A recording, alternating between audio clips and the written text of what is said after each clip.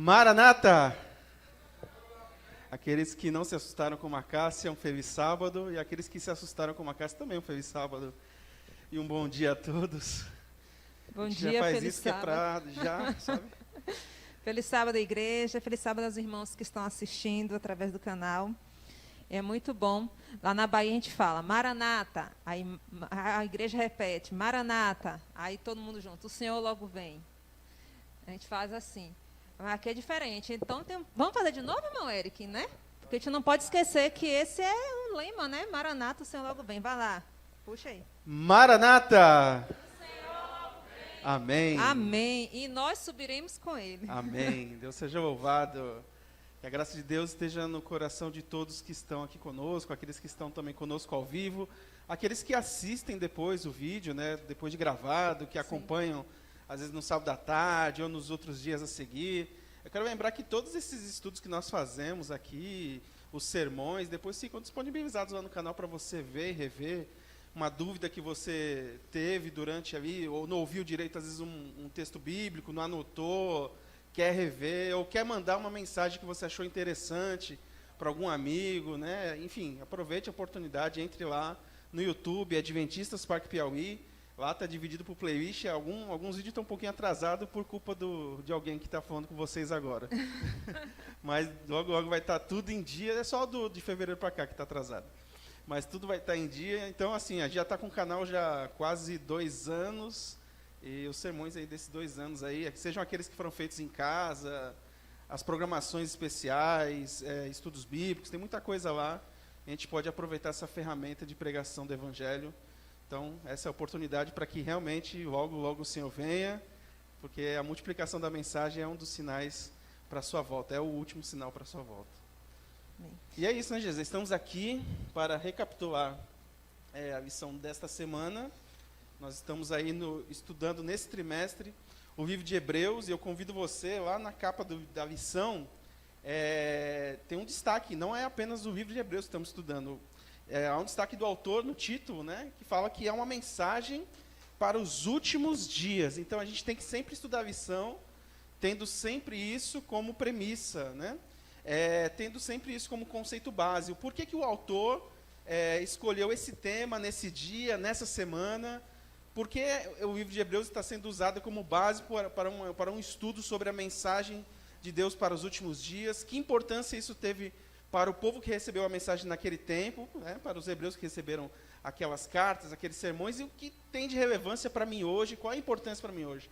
O estudo direcionado da lição de escola sabatina tem esse objetivo, trazer algo que possa transformar minha vida hoje e para o futuro, e que isso possa, de alguma forma, influenciar a minha vida, a vida da minha família e a vida das pessoas ao meu redor. Né? Eu achei interessante demais o estudo desse trimestre, porque a gente via, pelo menos eu via Hebreus como um livro assim, da galeria da fé. Né? Era muita questão da fé, da galeria dos antepassados, né? Dos nossos antepassados cristãos.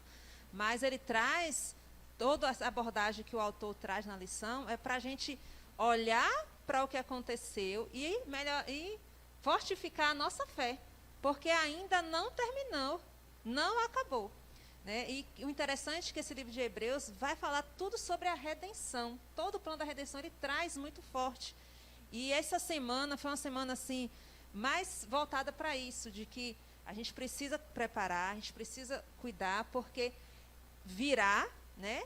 Não sei se no meu tempo ou se mais para frente, mas virá. Mas quando eu descansar, já veio para mim, já aconteceu, porque eu não tenho mais oportunidade de nem arrependimento, nem confissão. Então, esse livro de Hebreus, ele traz essa questão de que precisamos fortalecer a fé, precisamos crer em Jesus como nossa única salvaguarda e olhar para Deus Pai como misericordioso. Eu acho que esse livro tira essa questão do Antigo Testamento, que as pessoas falam que Deus era um Deus cruel e que Jesus era bonzinho. E vamos só para Jesus, porque Jesus é bom e Deus é cruel. Isso não é verdade, né? Ele fala lá em Hebreus 4, assim, voltem através de Cristo, porque temos um Deus de amor misericordioso e que está disposto a nos ajudar em qualquer situação que precisamos de socorro. Então, esse Deus é maravilhoso, né? A Trindade tem funções diferentes, mas todos com um único propósito. chamar os seus filhos, né, chamar suas criaturas para volta para mim, olhe para mim. Não tenho condições, Eric, de se salvar sozinho, mas eu, através de Cristo, vocês podem chegar até mim. Nós já fizemos a ponte, venham, só venham. E essa semana deixei isso muito claro, porque fala que a gente vai chegar em Sião. Até porque, irmã, o livro de Hebreus já começa dizendo, né, primeiramente, meu bom dia a todos, bom dia aí ao pessoal também que estão no canal, né? Bom dia. O livro de Hebreus já começa dizendo que Deus se revelou através do Filho, né? Antigamente falava através do profeta, mas ultimamente veio se revelar através do Filho. Então, a Cristo, ele é a própria imagem do Pai, né? Porque na realidade ele é Deus também, ele é o Deus também lá do Velho Testamento.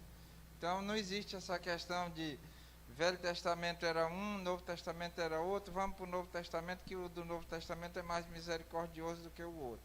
Não, é tudo um só, e o Novo Testamento veio revelar quem era o do Velho Testamento. Com certeza. E esse reino inabalável, hein, irmão Eric? Um reino inabalável. Eu fiquei impactado, né, ao rever esse texto, né? Eu tinha uma impressão muito parecida com aquela que você citou do texto de Hebreus, né, antes do trimestre, né? De a gente só lembrar de Hebreus quando a gente vai citar Hebreus 11, né? Na semana passada, inclusive, foi o ápice do estudo, né, de Hebreus 11, onde falamos aí sobre exemplos que o autor de Hebreus, e acreditamos muito fortemente que tenha sido Paulo, né, deu sobre pessoas que, mesmo com suas falhas, com seus problemas e suas dificuldades, estavam lá descritas nessa galeria da fé, e isso nos dava uma confiança e uma esperança de que nós possamos também estar numa galeria da fé, né? Quem sabe já estamos ou vamos estar, enfim, claro que isso tudo vai ser revelado, né, talvez nesse cenário que nós vamos falar dessa semana, né? Nós vamos recapitular essa semana. E esse verso para memorizar, se você está com a sua lição, já abra logo aí. Se você não está com a sua lição, abra a sua Bíblia em Hebreus, no capítulo 12, e o versículo 28, fala justamente desse momento de recompensa, né? Desse momento de celebração, né? Após uma vida de fé, uma vida de justificação dada por Deus, né? O texto diz o seguinte: por isso, recebendo nós um reino inabalável, retenhamos a graça pela qual sirvamos a Deus de modo agradável, com reverência e temor. Quando eu falo de reino inabalável, eu penso que esse sempre foi o plano de Deus para o seu povo, que o reino fosse inabalável, desde os céus, desde a formação da terra. Então, quando ele apresenta ali para Adão e Eva um ambiente perfeito, dizendo apenas que eles só deveriam evitar andar perto ali de uma árvore que não poderia ter seu fruto comido, tal. Ali já era um reino, vamos se chamar, quase inabalável, só não foi por conta dos próprios moradores escolha, né, do reino, né? Que acabaram tomando uma decisão não muito correta, não muito ideal, né? Aqui na minha Bíblia fala assim, que é a nova versão internacional fala assim: portanto, já que estamos recebendo o reino inabalável, sejamos agradecidos. Sim. E a lição vai falar sobre essa questão de gratidão. E sim, adoremos a Deus de modo aceitável, com reverência e temor. Porque quando fala assim, retenhamos a graça, né? Quando fala assim, sejamos agradecidos, porque quando a gente nega a graça, nós estamos sendo ingratos, né? Nós não estamos sendo agradecidos pelo aquilo que Cristo fez por nós. Receber um presente e recebeu um presente e refutou o presente, né? Então, a gente tem que pensar sempre que quando eu aceito a Jesus, Jesus nos transforma, nos direciona, o Espírito Santo vai modelando o nosso caráter, e é uma forma de agradecer esse sacrifício, sendo agradecido e servindo com alegria, né? Quando às vezes a gente pensa assim, Jesus fez, tá bom, mas a resposta do homem a esse sacrifício, eu não posso fazer nada para ser salvo, mas eu posso ser agradecido porque eu fui salvo, né? Eu posso ser agradecido. E a gratidão faz parte de quem recebeu Jesus como Salvador e o Espírito Santo como Consolador. Uma pessoa que é ingrata, a gente vai falar mais na frente, infelizmente ela ainda precisa passar pelo processo de de salvação, compreender realmente o processo de salvação. Porque quando eu compreendo, eu aceito essa salvação, eu vou ser agradecido a Deus por isso. E até falando sobre esse recebimento, né, o próprio autor ele descreve aqui no final da lição de sábado mesmo, se você está aí com a lição, acompanha, ele fala aqui que Jesus recebeu um reino de Deus, o juiz, e vai compartilhá-lo com os crentes, os santos do Altíssimo, que o possuirão para todo o sempre. Ou seja, naquele cenário que o livro de Hebreus destaca por várias vezes, né, do cenário de entronização de Jesus, naquele momento especial, e o trecho que nós vamos destacar hoje em alguns dos dias, né, de estudo, fala sobre esse momento especial no Monte Sião, enfim. Aquela mesma celebração, Jesus deseja compartilhar com todos nós, deseja que todos nós participemos, já garantiu o lugar de todo mundo. Isso é maravilhoso. Você já tem uma festa preparada para você, sem você entender muito como vai ser essa festa, apenas você tem que aceitar o convite e ir, né? E o interessante é que, mais uma vez, Deus revela o seu caráter, né, para o universo, de que ele não é egoísta. Né? Satanás quis, de alguma forma, tentar deturpar o caráter de Deus, dizendo que Deus era egoísta ao expulsá-lo do céu e tal. Mas, mais uma vez, Deus prova de que ele não é egoísta, porque Jesus poderia ter voltado, se entronizado, e disse assim, olha, a galera não quer ir não, então vamos aqui, vamos resolver nossa vida aqui, porque esse povo é muito de dura serviço, deixa para lá. E simplesmente ele vai continuar, porque ele quer terminar o processo da redenção, né, com todo mundo que o aceitar junto dele. Né? Então, assim, ele quer que todos o aceitem, mas ele sabe que nem todos vão aceitar por questão da escolha, né? Sim. Da escolha das pessoas. E diferente de um rei tirano que clama ao seu povo que tragam as suas oferendas, as suas ofertas, que o respeitem, que o adorem, né? Como muitos reis se autoproclamam dessa forma, mas na hora de vir e trazer de volta as suas graças ou a sua contribuição para o povo, trazer equidade para o povo, não faz, né? Os reis tiranos do mundo, os reis mentirosos, egoístas, são dessa forma. O Deus Todo-Poderoso é totalmente diferente. Ele deseja compartilhar com todos de igual forma, né? Com certeza. E esse Monte Sião, né? Vocês chegaram ao Monte Sião, aqui em Hebreus 22 a 24.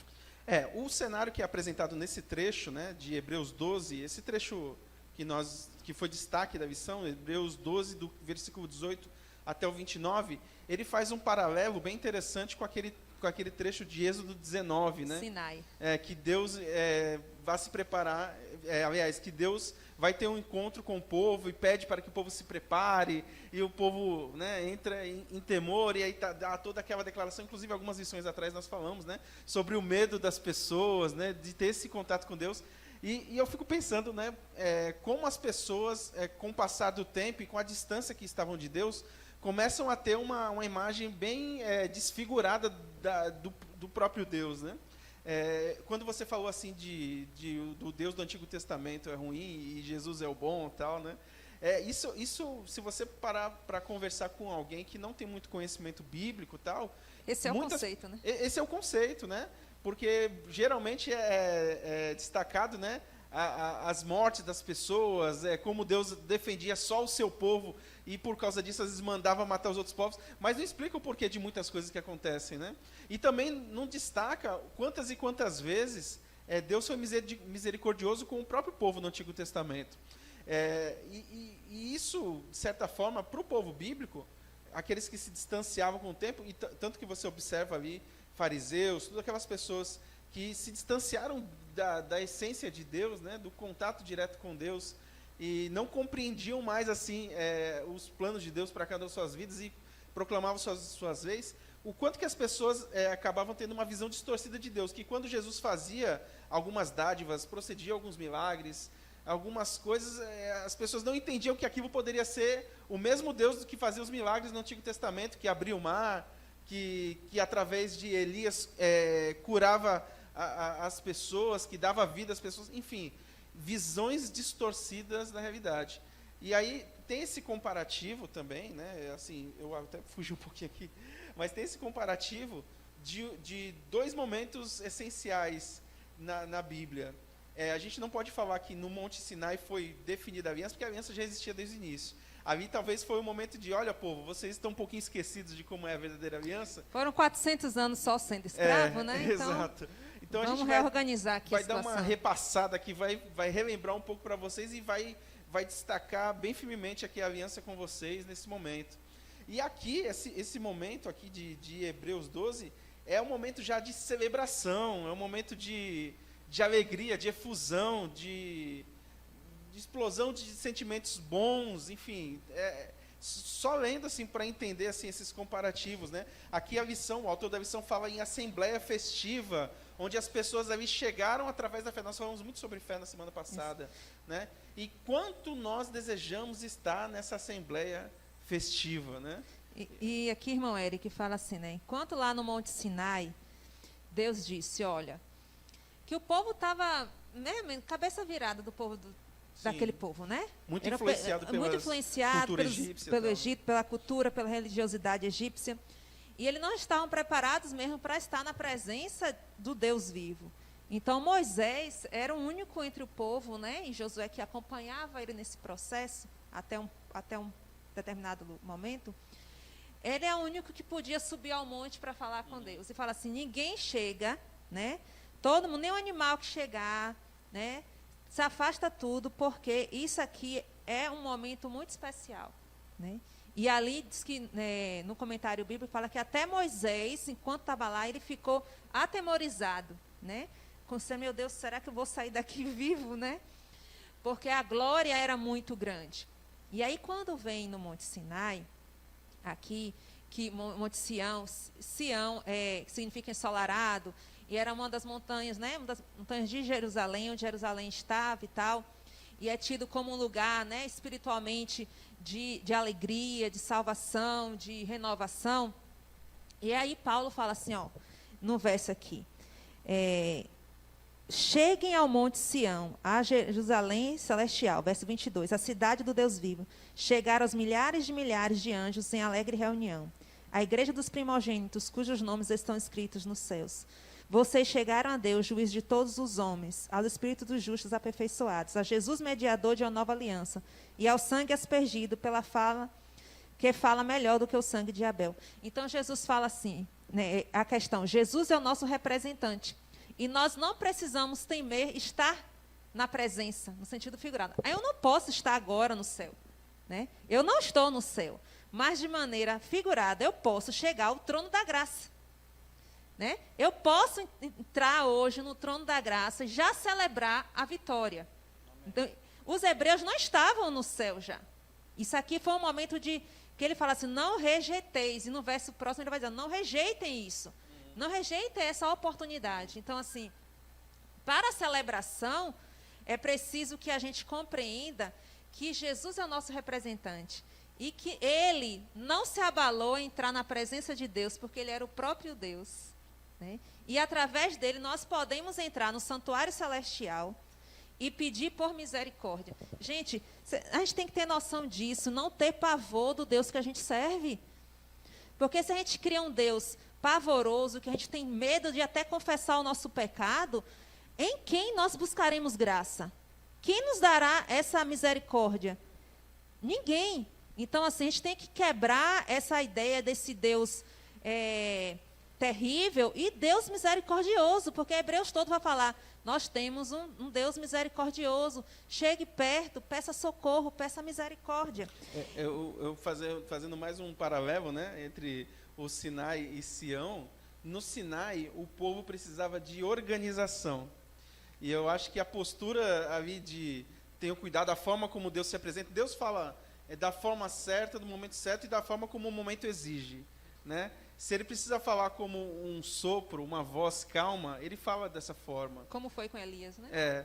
Se ele precisa falar com uma voz forte, de trovão, ele vai falar dessa forma. O momento que exige, né, de Deus, assim, a forma como ele deve falar. Ele sabe exatamente. Deus é didático, forma. Né? Exatamente. Dessa forma ele ensina para as pessoas. Então, naquele momento o povo precisava de organização, precisava eliminar da mente todas aquelas influências horríveis da cultura egípcia e precisavam reconhecer em Deus aquele guia, aquele que iria à frente nas batalhas que eles iriam enfrentar. Já em Sião, naquela celebração que Paulo declara, o povo já estava, esse povo hebreu que já havia passado tanto tempo e já estava tão arraigado na formalidade da religião, na formalidade desse relacionamento que eles julgavam ter com Deus, e agora estavam tendo um contato com Cristo que conseguia traduzir de uma forma mais mansa possível, de uma forma mais clara possível, essa ligação entre o povo e Deus, né? Algo que precisava ser retomado depois da entrada do pecado. Então agora o povo precisava de uma emoção diferente, provavelmente da qual que eles já não estavam vivendo por conta da formalidade da religião. E aí ele fala, né, no verso seguinte, que cuidado de não rejeitar essa mensagem, porque se a gente rejeita a mensagem de Cristo, a submissão a Ele, a gente rejeita estar um dia fisicamente em Sião. A gente rejeita estar com os santos. Então ele fala assim, olha, vocês viram o que aconteceu lá no passado. O povo rejeitou, o povo abandonou, né? Mesmo fazendo todas as formalidades, mas eles estavam afastados de Deus. Não façam o mesmo. Porque aí vai para a lição de segunda-feira, que é a questão de chegando a Deus, o juiz de todos. Fale, meu querido. Pronto? Fatia. É só para pegar essa fala da irmã, né? Da forma que nós devemos estar, né? Fisicamente, os dias de hoje. E quando Jesus nos levar até o Monte Sião, né? Sião celestial, aqui na própria lição, nos comentários de Ellen White, Atos dos Apóstolos, ela fala que João viu a misericórdia, a compaixão e o amor de Deus combinados a sua santidade, justiça e poder. Então é aquela situação, até Satanás vai ficar entendido porque realmente se perdeu e se acabou com tudo, né? Até quem se perder, de fato vai entender, meu amigo. Foi muito amor, muita santidade, poder, e ele foi justo mesmo. Eu que não quis, né? Então essa sua exortação, né? Que nós venhamos a cada dia buscar fazer o que Deus nos pede, né? Para que nós possamos chegar lá tranquilos, né? E lá no Sinai, ele entregou os 10 mandamentos, que é o caráter, a declaração do caráter de Deus, né? E no Monte Sião, né, fala assim, estaremos junto com Jesus, nosso representante. É Ele quem nos dá a salvação, mas a lei revela o que ele deseja de nós. É o quê? Obediência. Eu queria ainda fazer um paralelo sobre o Monte Sião e o Monte Sinai, né? O Eric estava explanando aí essa questão porque Deus falou assim. E eu li uma certa vez de que porque Deus falou daquela forma no Monte Sinai, né? Porque o povo tinha, aí o autor ele estava ilustrando através da vida dele, né? Ele tinha 2 filhos, aí queriam criar um cachorro, e aí eles foram num canil, né? Pegar um cachorro para criar e tudo mais. Aí, como eram homens, eles não iam pegar um poodle, uma coisa, pegaram um fila, né? Mas a mãe desse cachorro era muito brava, e o domador lá usava um chicote, né, para afastar a mãe do filho, né? E a mãe latindo, rosnando, não querendo proteger, e ele lá com o chicote, era o jeito que ele tinha de afugentar a mãe para que ele pudesse pegar. Muito bem, aí pegou o filhote, tá, e levaram para casa. Só que o filhote, apesar de ser fila, mas foi criado de uma outra forma, né? E ele conta que uma certa vez eles estavam fazendo o pôr do sol, e o cachorro lá, que é grande, todo desastrado, bateu nas coisas, quebrou lá não sei o que, na hora do culto, né? Então eles brigaram com ele, ele botou o rabo entre as pernas, saiu, mas ficou na janela, né? Então eles ficaram lá fazendo o pôr do sol, né, cantando lá, e o cachorro na janela, assim, com aquele olhar pidão, né, aquela coisa, que não foi. Aí ele compara que no Monte Sinai, o povo tinha saído do Egito, qual era a lei que eles aprendiam? Eles aprenderam lá a lei do chicote, né? Se Deus chegasse no Sinai e dissesse, filhinhos, o povo não entenderia. Por quê? Eles passaram muito tempo no Egito servindo debaixo do chicote. Então, essa era a voz que eles entendiam. Então, quando Deus falou no Monte Sinai, para que eles entendiam a voz do medo. Aí Paulo diz assim: vocês agora estão no Monte Sinai, ou aliás, no Monte Sião. Então, durante muito tempo, o povo ainda teve uma visão distorcida de Deus, por conta daquilo que acontecia, ou como Deus falou no Monte Sinai, né? Através de relâmpago, trovão, terremoto, aquela coisa toda. Quando Jesus vem e diz assim: olha, eu vim revelar ao Pai, e ele começa a abençoar as crianças, quando ele começa a ir na casa de pecadores, comer com publicanos e tudo mais, o jovem rico ficou admirado. E quando ele viu aquilo dali, aquela noção de que ele tinha de um Deus tirano, Deus carrasco, se desfaz. E ele corre para Jesus, se prostra diante dos pés de Jesus e diz: bom mestre. Ele já chama ele de bom, porque ele não tinha essa visão de Deus. O que farei para herdar a vida eterna? Então, nós não estamos mais naquele período, porque nós no período do Monte Sinai, não quer dizer que a lei não vala mais, não é isso. Ele está dizendo a forma como Deus fala e como Deus conversa com o seu povo.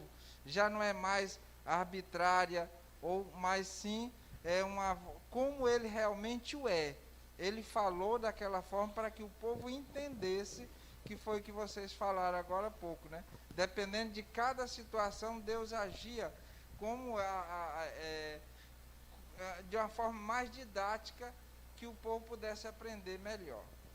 E assim, a gente precisa compreender como igreja de que Deus juiz, esse Deus juiz é o Deus também que elaborou o plano da redenção, né? Que enviou seu filho, que organizou tudo para que ele viesse, junto à Trindade ali toda organizada, esperou, observou tudo, ficou quietinho no céu, porque não poderia mexer, Jesus tinha que passar por aquilo tudo sozinho, ele não poderia mexer em nada, né? Porque Deus tinha poder para tudo, tem poder para tudo. Mas Jesus teve que passar pela dor, porque ele não poderia, né, intervir naquela situação.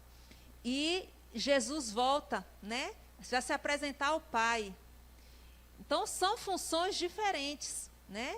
O Deus Redentor, o Deus Salvador, Criador, mas também é um Deus juiz. E fala assim, que nós não precisamos ficar com medo, porque esse Deus juiz é o Deus que é o santo e justo. Então, ele não vai fazer um julgamento para beneficiar Eric, porque ele gosta mais de Eric, ou para não me beneficiar. Ele vai ser um justo, é justo juiz. E que a gente não precisa ter de ser julgado por Deus. E muitas vezes as pessoas não falam: Deus, quem vai me julgar é Deus. É Ele mesmo que vai julgar. É Ele mesmo que sabe de todas as coisas secretas, guardadas, reveladas, né? Então, a pessoa às vezes fica com medo de chegar, mas ao mesmo tempo ele fala: venha a mim e eu vos aliviarei. Venha para mim. Mas no momento ele vai vir como ele vai estar como juiz, porque ele precisa fazer, né, a purificação. Ele precisa fazer a distinção, porque se ele não vem como juiz, que tempo vai terminar isso? Quando vai terminar essa situação da terra? A gente tem a tendência de desejar esse Deus juiz para os outros, mas para a gente não quer. Meio como num jogo de futebol, o Thiago vai entender bem, né? A gente quer que o árbitro seja o juiz caseiro, né? Aquele que só dá pênalti a nosso favor, aquele que, se a gente faz alguma falta, ele não dá cartão amarelo ou vermelho, tal. Mas no time dos outros, né? Pode expulsar uns 2, 3 lá, pode dar um gol impedimento. A gente tem essa tendência de olhar, geralmente, a vida das pessoas ao nosso redor e desejar: não, mas Deus vai dar o juízo aí para quem merece e tal, né? Mas a gente precisa, você falou dessa forma como Deus se apresenta, a gente precisa disso. Até porque o universo, ele precisa ver que todos os filhos de Deus foram pesados, né? E por representação de Cristo Jesus, por conta do derramamento do sangue dele na cruz, e não por nossos esforços, nós somos justificados como aceitamos esse sacrifício, né? E Deus chama para que a gente confesse e abandone. Sim. Porque quem não será salvo é aquele que não confessa o seu pecado. Porque se eu não confesso o meu pecado, eu estou com o meu pecado sobre mim. Eu não passei para o Cordeiro. Então, se eu não confesso meu pecado, eu falo, não, pode deixar que eu dou conta disso sozinha. Só que eu não posso sozinha dar conta de uma coisa que eu não consigo me livrar sozinha. Então, todos os nossos pecados devem ser confessados e abandonados para que nós sejamos justificados pelo sangue de Cristo. Quando eu confesso, eu falo, Senhor, não por mim, mas por intermédio de Cristo, me dá esse perdão. Então, a questão é que quando chegar perante o juiz, né? Aí vem o juiz investigativo, o juiz do pré-advento, né? Que é assim... E o juízo pré-advento. Isso. E o que acontece? As nossas obras, as nossas escolhas serão passadas. E tudo que foi encontrado sobre nós e não sobre Cristo vai estar sobre minha responsabilidade. Né? Porque quando eu cometo um pecado, eu preciso confessar o mais rápido possível para que eu possa passar essa culpa para o Cordeiro. Porque o que Satanás fará? Não é meu, porque fez isso, isso e isso é meu. Mas Jesus vai dizer, não, aqui está sobre mim. Ele confessou, ele se arrependeu, está sobre mim. E aí, quando somos justificados, nós podemos chegar perante esse juiz justo com alegria, porque ele será, né, o juízo favorável aos que o obedeceram. E não precisamos temer esse Deus. As pessoas às vezes ficam, ai meu Deus do céu, será que meu nome está passando agora no céu? Então, se estiver passando, meu irmão, confessa. É. Então, confessa para que possa receber a graça. Né? Às vezes a gente fica assim, quem é salvo? Ah, eu não sei, né? Eu não vou levantar a mão, não. Nós todos somos salvos. Se você tem dúvida da sua salvação, então confessa, abandona o erro e vai. Porque todos nós passaremos no momento, né, perante o juiz. E tudo que nós fizermos será o quê? Pesado. Agora, que nós estejamos, né, irmão Eric, confessados os nossos pecados, que os nossos pecados estejam sobre o Cordeiro. Que aí há salvação, que aí há remissão de pecado, né? A confissão, que a lição vai falar sobre isso também mais na frente. E a gente não precisa ter medo de Deus como juiz. E só uma aspas aqui, se nós temos alguém aqui na audiência ou conosco ao vivo acompanhando e vendo a gente falando sobre juízo, esse juízo pré-advento, isso que a vida de todos será repassada, nós cremos profeticamente que esse juízo está acontecendo agora, né? Que de 1844 até a volta efetiva de Jesus, esse juízo acontecerá a vida de todos que passaram aqui na Terra. Então, como a irmã Gisá falou, se é o momento de você achar que é a sua hora da audiência, né? Se você não recebeu o ofício lá da justiça lá para dizer o horário e tal, mas tenha certeza que cada momento da sua vida é um momento de avaliação. Sim. Então, tome a decisão a cada momento de fazer o que é correto, e se você errou, procure o seu advogado, que, como o João diz, é o próprio Cristo Jesus, né? Que ele vai te ajudar diante dessa audiência, né? No finalzinho fala assim, esse juízo é, portanto, uma boa notícia para os crentes. A gente não precisa ficar com medo, pois lhes é favorável e os vindica. Né? É favorável àqueles que querem obedecer a Deus, se justificar no Senhor. Essa né? questão do medo vem, inclusive, do período da Idade Média, que as pessoas eram levadas a sentir medo de Deus e aí ter que dar algumas ofertas para comprar um pouco o sacrifício, da... né? Exato. Vender Então, esse é um plano do inimigo, para que você sinta esse tremor, esse medo, né? É para quem o julgamento? Quem que tem que estar com medo do julgamento? É um julgamento que derrotará seu adversário. É Satanás. O dragão, que está por trás das terríveis feras que perseguiram os crentes no passado, Daniel 7, e perseguirão os crentes no futuro, Apocalipse 13. Então, quem tem que ter medo do juiz, é Satanás, que para ele não tem mais o quê? Nenhuma oportunidade, ele e os demônios. Então, nós, que ainda estamos vivos, estamos aqui, precisamos nos alegrar porque temos um santo juiz. E justo. Gisá, bom dia, feliz sábado a todos. Feliz sábado.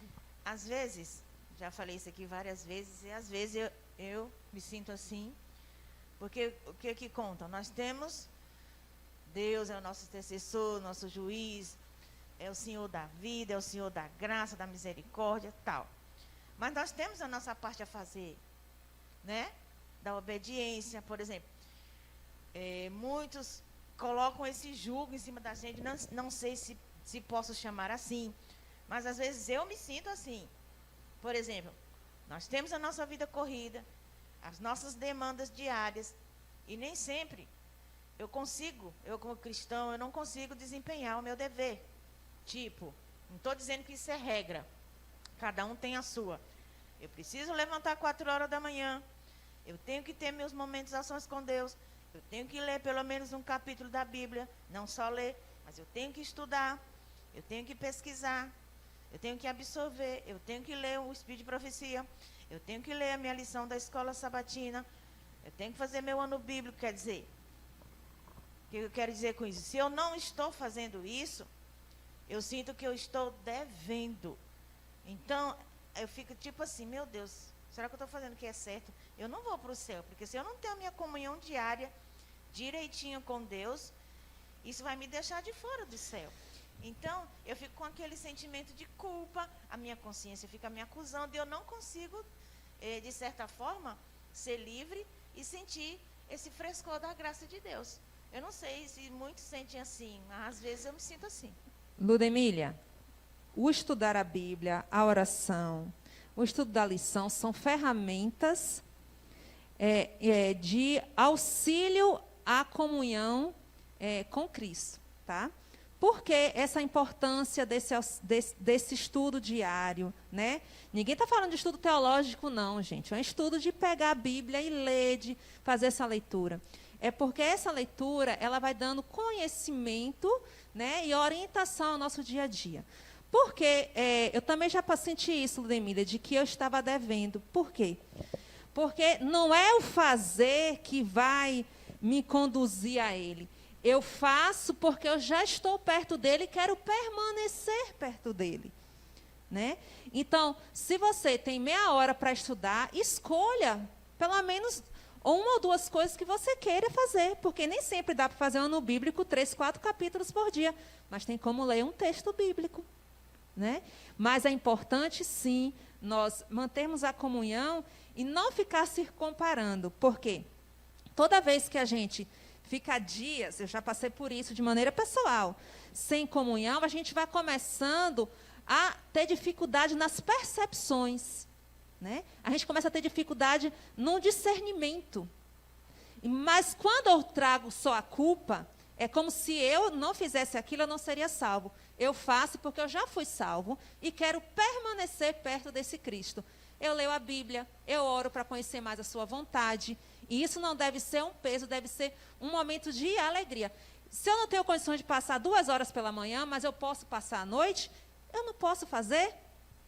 Entendeu? Mas o primeiro Deus é orar, é ler a Bíblia, eu só consigo ler um capítulo, diz, então leia um capítulo. Mais tarde eu consigo estudar minha lição. Estude a lição mais tarde. Isso não pode ser uma regra que se você não fizer ali naquela linha, senão vira o quê? Uma sensação de que você tem que fazer para você ser salvo. Não, você faz porque você quer continuar a sua ligação e compreender essa voz de Deus que precisa falar ao seu coração, que é através da Bíblia, da oração, do estudo diário da Bíblia e da oração.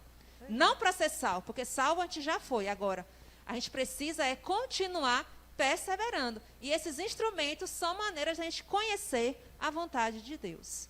Pois é, porque às vezes, não sei se alguém sente assim, mas às vezes nos é proposto. Claro que a gente levantar cedo nas primeiras horas é ótimo. Porque a mente está descansada. E a casa está calma, é o que você vai absorver, é o que vai ficar. É maravilhoso. Mas eu digo assim, tem muitas pessoas que não conseguem fazer isso, né? E aí parece assim, não, Deus vai pesar a mão sobre mim, porque eu não estou fazendo isso nessa hora, não é? E você fica, meu Deus, como é que está a minha vida com Deus? Em outras áreas também, eu não estou conseguindo a minha alimentação, eu não estou conseguindo o meu exercício. E aí isso vai ficando sobrecarregado sobre nós. Vai virando um fardo, entendeu? Aí, Ludemília, o que precisa ser observado é a sua rotina, tá? Porque a gente precisa da rotina de todo mundo. Eu preciso ver o que é aquilo, o que está me cansando tanto, né? Porque eu não estou conseguindo me organizar. Às vezes, nessa correria do dia a dia que nós estamos vivendo hoje, a gente colocou sobre nós um peso muito difícil de carregar. Nós colocamos sobrecarga físicas e emocionais além daquilo que a gente consegue dar conta. E nós nos tornamos, muitas vezes, adoecidos pelo ritmo de vida que nós colocamos, porque em resposta do que a gente precisa para estar aqui. Agora, o melhor é você avaliar. O que eu posso melhorar na minha vida? A minha alimentação? Beleza. Assim, eu posso fazer meia hora de caminhada. Né? Eu posso, meia hora de manhã, fazer uma devoção e posso meia hora de noite. Não pode tornar um fardo a ponto de você dizer, o que Gisá faz, meu Deus, eu queria tanto fazer, mas eu não consigo. E eu não posso virar padrão, modelagem para ninguém. A modelagem é Cristo, não é outro ser humano. Irmão? Um feliz sábado a todos, bom dia. Feliz sábado. O que eu sinto aqui é que a nossa vida aqui na Terra é um jogo, é um conflito que existe por trás do véu. Né? Sim. A irmã Ellen White mesmo fala, se forem abertos nossos olhos, nós não iríamos aguentar, né? Iríamos desmaiar. A minha humilde opinião é o seguinte, porque as primeiras horas do dia, a gente procurando Deus, seja meia hora, 20 minutos, isso vai nos preparar para o restante das outras horas. Ou seja, procurarmos Deus, porque Deus é que nos dá a proteção. Então, ali naqueles momentos das primeiras horas do primeiro dia, é que iremos, então, suportar então, as dificuldades, a tentação. E isso, com o restante dos momentos, estamos ligados com Deus, sempre procurando, Senhor, será que é isso que o Senhor quer? Não só nos primeiros momentos das primeiras horas do dia, mas constantemente. Com certeza. Então, é isso, os primeiros momentos, é isso que nos vai dar, então, a força, a coragem de continuarmos ali do lado de Deus, entendeu?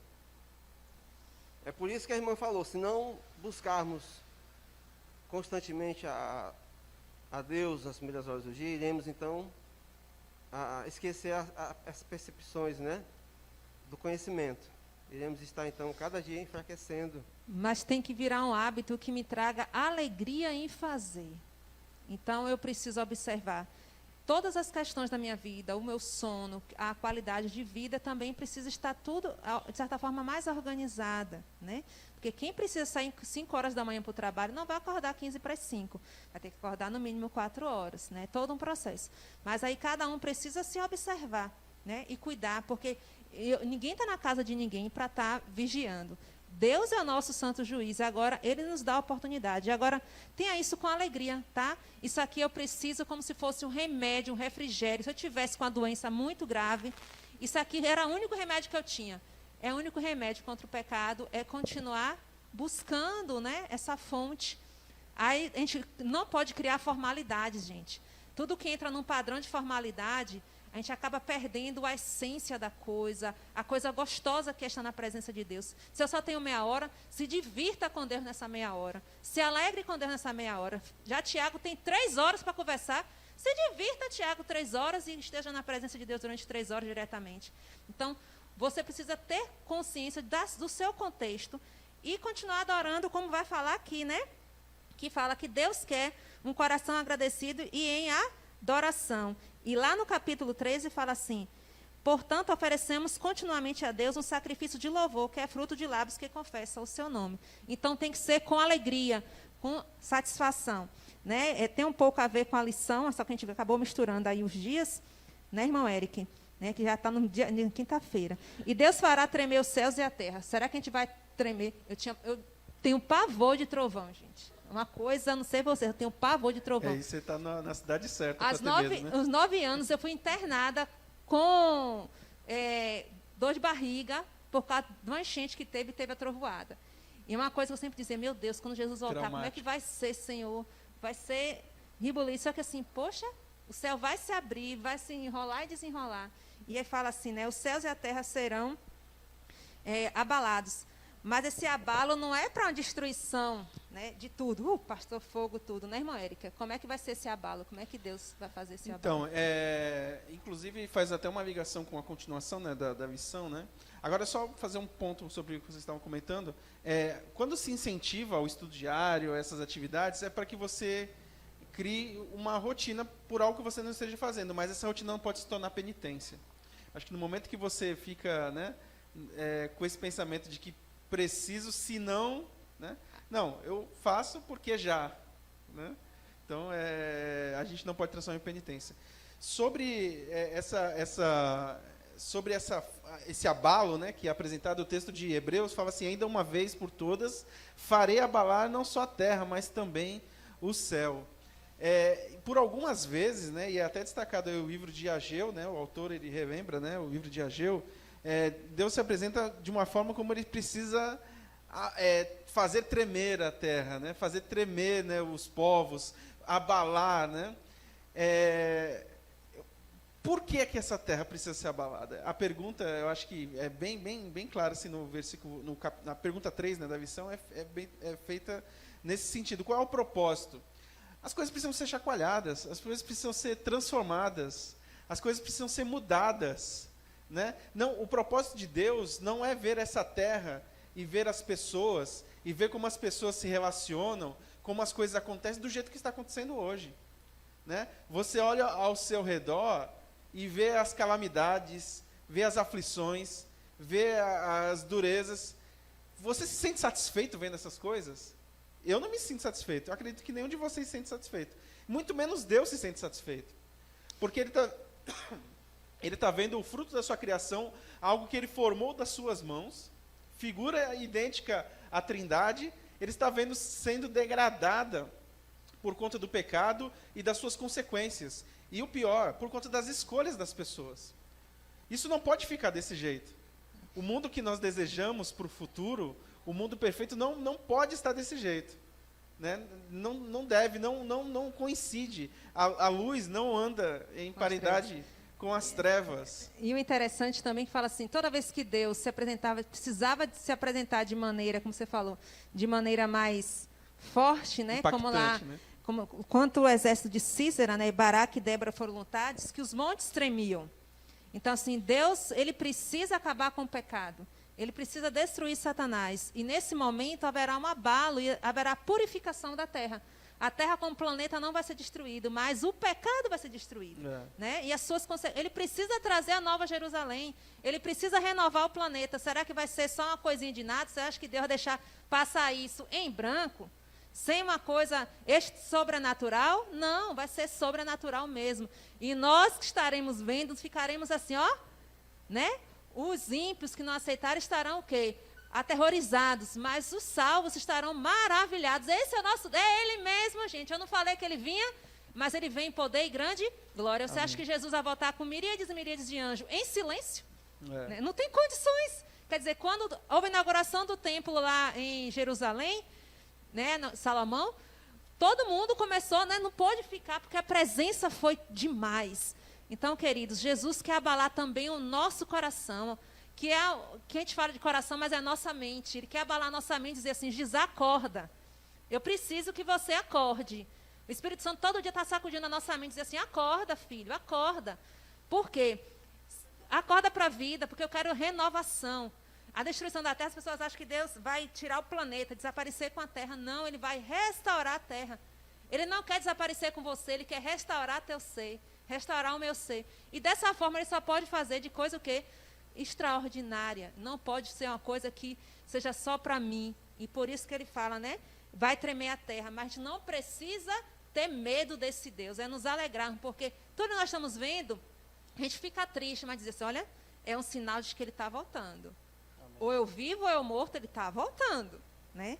E assim, e a promessa na quarta-feira de um reino inabalável, não, Eric? E, inclusive, você falando, me lembrou da cena descrita por Daniel, do sonho de Nabucodonosor, da rocha que é cortada não por mãos humanas, mas desce e destrói toda aquela estátua. Ou seja, todo o resultado de mãos humanas, de impérios erguidos por mãos humanas, consequências de pecados, mortes e tudo, seria destruído por uma rocha, a qual não seria mais destruído, porque em cima dessa rocha seria construído um novo reino. Um novo reino, que é justamente esse reino inabalável. E tem um detalhe, que nesse abalo, e aí essa visão de quarta destaca, que fará parte desse reino inabalável, figuras, personagens que também não se abalarão quando Deus chegar e tremer a terra, que são os próprios justos, como você citou. Os justos. Eu quero ler aqui o texto que o próprio autor diz aqui na visão, que é o seguinte: contudo, os justos não serão abalados, pois confiam em Deus, o Criador o sustenta e garante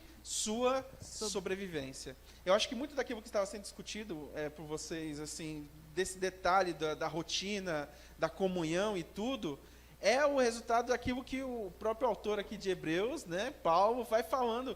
Para que você se torne alguém inabalável, você precisa andar alguns passos. A gente já vai tocar, mas nós precisamos confiar de que Deus virá sobre essa terra, mexer com as estruturas dessa terra, porque a terra precisa disso.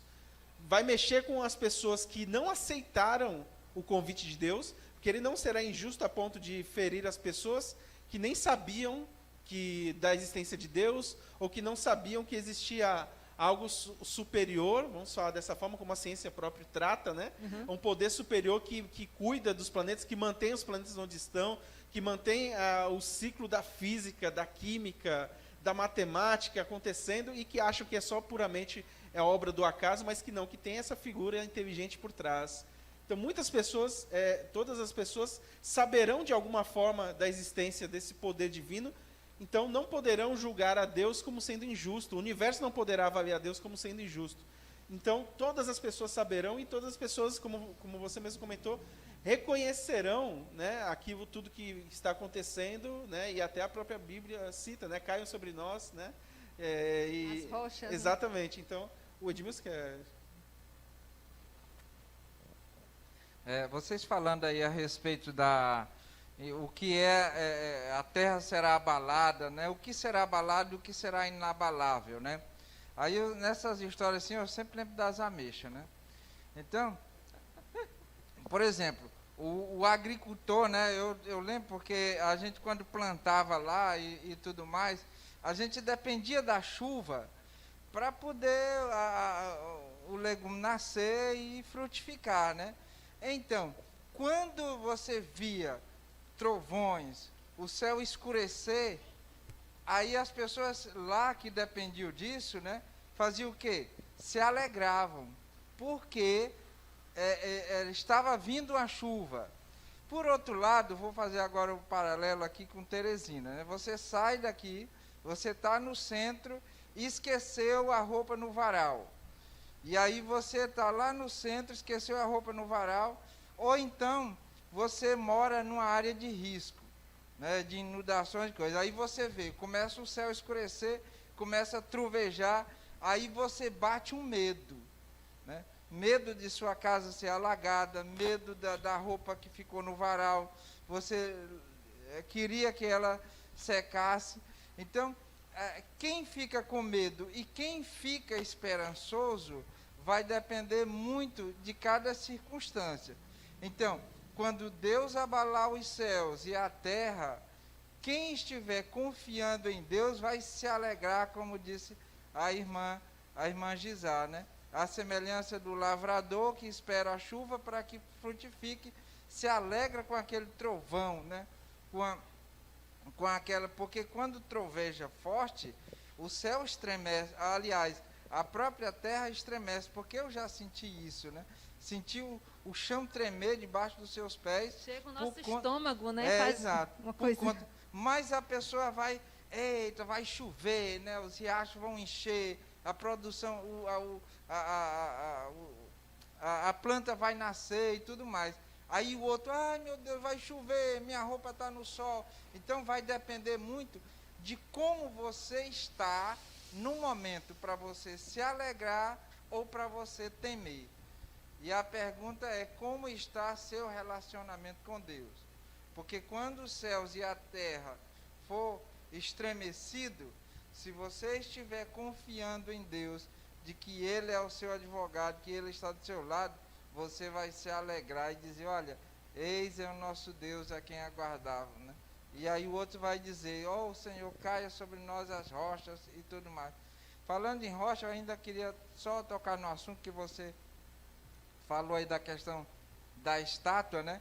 A primeira vez que eu vi essa profecia, que eu comecei a ver o que significava cada um daqueles metais da estátua, aí ouro, prata, bronze e ferro e barro, né?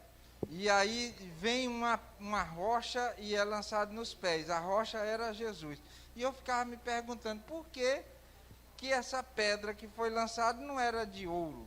Porque já que o ouro vale muito mais do que a rocha, né? Do que a pedra, né? E aí Deus, os reinos terrenos são de ouro e são de metais preciosos. E o reino de Deus é uma pedra que ninguém dá valor, né? Não tem valor comercial. Mas aí a gente entende que todos esses reinos são flexíveis. Esses metais são flexíveis em comparação a uma rocha, né? E aquela rocha, quando ela bate na estátua, ela se transforma num grande monte, num reino. Então essa rocha foi realmente, na sua sabedoria, Deus fez essa comparação exata. Até porque um monte é muito mais difícil de ser estremecido, de ser abalado. Por isso, ele é comparado então como essa rocha. Gisela, acho que você podia concluir, porque você tocou algumas vezes, né, durante esse momento da gratidão, né, e os passos para nós efetivarmos em nossa vida essa gratidão, e até citado já em Hebreus 13, né, algo que nós vamos aí também estudar durante a próxima semana, porque depois de todo esse discurso, depois dessa declaração de Hebreus, desse novo reino, desse reino inabalável, e aí Paulo fala, agora sejam gratos, né? Sejam gratos. Ele fala assim, no sistema da antiga aliança, o sacrifício de animais era a maneira pela qual as pessoas mostravam arrependimento e gratidão. Tá? Mas Deus deixou claro nos Salmos e por meio dos profetas que o que realmente lhe agrada não era o sangue dos animais, mas a gratidão, as boas ações e a justiça dos adoradores. Amados, muitas vezes a gente faz para a gente ficar bem na fita, né? Ficar bem na foto, na selfie. E não é isso que Deus quer. Porque lá, se a gente for ler em Isaías 1, fala assim, vocês vêm me adorar, matam um bocado de coisa, fazem um bocado de coisa, mas isso aí é abominável para mim. Por quê? A motivação que tem levado vocês a sacrificar não é a motivação correta de um coração agradecido pelo arrependimento que Deus dá, mas sim um exibicionismo. E a gente precisa ter cuidado com isso. Porque a nossa gratidão, como fala lá, precisa ser um louvor sincero, que é fruto de um lábio que confessa o nome de Deus. E não se esquecer de fazer o bem, de repartir com os outros o que vocês têm, pois de tais sacrifícios Deus se agrada. E nós, como cristãos, precisamos entregar sacrifícios de adoração a Deus, como resposta, como gratidão a Deus, mas não como meio de salvação, porque só Cristo salva. Mas se eu receber essa salvação, eu vou tratar bem meu irmão Eric, o irmão fulano está precisando de uma cesta básica e eu posso ajudar, eu ajudo, né? O irmão está precisando de abrigo e eu posso abrigar, abrigue, mas não como para aparecer, mas como uma forma de agradecer a Deus pela oportunidade de servir. Então a gente precisa compreender que não adianta eu vir para a igreja, adorar, fazer um show, qualquer coisa, se o meu motivo que me trouxe ali só é uma questão física minha, e não de um resultado de um encontro verdadeiro com Deus. E olha, eu posso enganar o irmão Eric, mas a Deus eu não engano de forma alguma. E Deus fala, eu não aceito sacrifício de pessoas que não têm vivido na prática a verdadeira religião. Eu posso entregar o melhor dízimo, mais alto, mas se a minha motivação de fazer aquilo não é a melhor, então aquele sacrifício não é aceito por Deus. E como uma nação sacerdotal, como o próprio autor da lição declara, nós nos tornamos sacerdotes de Deus aqui na terra. Então nós precisamos representar a Deus aqui na terra e nós precisamos representar as pessoas perante a Cristo, perante a Jesus. Como fazer isso? Quando eu vejo naquela tragédia de Teresópolis, né? Petrópolis, né? Que foi ali a região, né? Quando eu vejo um caminhão da Adra ali distribuindo alimentação e lavando a roupa das pessoas, as poucas roupas que as pessoas tinham ali, tinham sobrado, aquilo para mim é muito mais pregação do que eu passar, às vezes, 1, 2 horas ali se eu tivesse com a Bíblia aberta falando para as pessoas. Claro que as duas coisas são válidas, mas tem o seu momento, né? Então eu preciso identificar na minha vida as ações que eu preciso tomar, a forma como eu preciso tomar para justamente cultivar essa gratidão a Deus.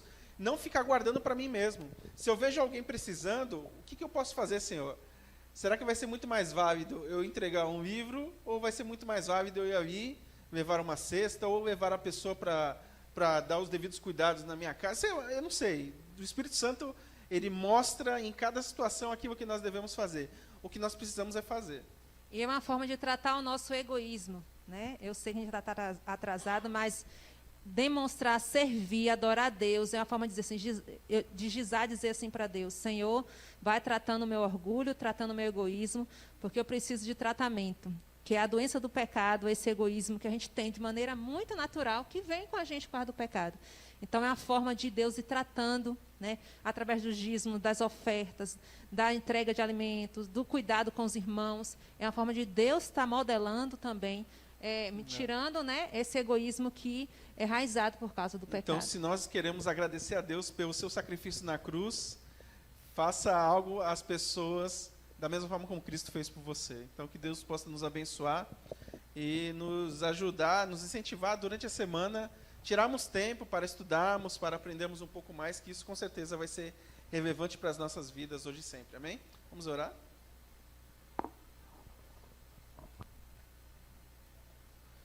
Oremos. Santo e bondoso Deus, Criador dos céus e da terra, estamos aqui, Senhor, para ouvir a Tua voz, ouvir a Tua palavra, e nesse momento tivemos a oportunidade de abri-la e compreender melhor os Teus ensinos. Mas que eles não fiquem só aqui, Senhor, que eles façam parte de nossa vida, que eles produzam transformação no nosso ser e também, por consequência, a transformação das pessoas ao nosso redor, Senhor. Por favor, Pai, nos ajude a ser instrumentos em Tuas mãos e que mais e mais pessoas possam conhecer a Tua verdade. Essas bênçãos nós clamamos em nome de Jesus. Amém.